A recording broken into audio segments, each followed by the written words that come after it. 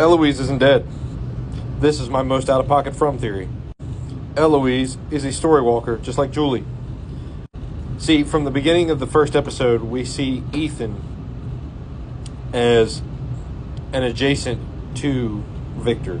In the very first episode, the second episode, we see Ethan waking up from a dream where he is seeing Victor's drawings on a wall, and he's seeing his whole family on these drawings, the Lake of Tears, the spider, all of it, and he's having this dream.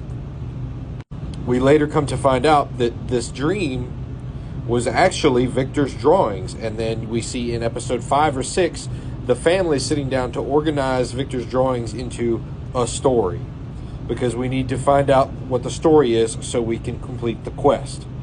Remember, in episode 2, Ethan hasn't even made it to the town. He's never met Victor. He doesn't know anything about any of this, or at least he's not supposed to.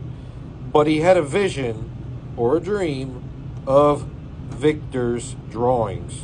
That means he is either psychically connected to Victor or he can see the future. I think it boils down to him and Victor are not the same person, but essentially the same person. They are both the son of one of the chosen couples who have been reincarnated. I don't think that's a coincidence that they have this much in common and they know as much as they know about Frumsville, and they're not letting on all that information. Now, if Victor and Ethan are connected, to me, that means Julie and Eloise are connected. Julie is a story walker who can go back and revisit events of the past, the way we understand it anyway.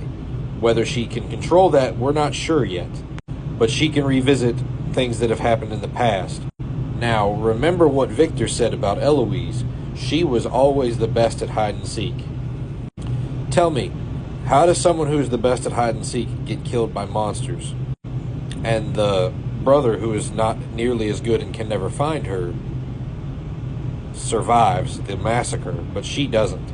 I think the reason she was so good at hide and seek is because she always hid in the same place. She hid in the ruins, and she went story walking. And then when she was done, she came back out later on, and guess what? She won the game. I think Eloise story walked the night of the massacre, and I don't think she's come back. And I think she's going to come back at some point in the series, or we're going to find out what happened to her. But I don't think she died the night of the massacre. Her death is not 100% confirmed. All we know is Victor found pieces, and that doesn't mean she's dead. It could just mean she got an arm taken. It could mean a number of things, but it doesn't mean that she's dead.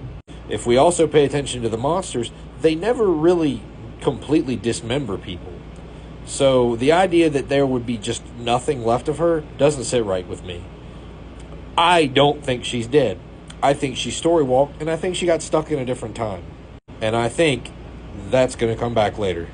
And that's my most out-of-pocket from theory that I've come up with so far.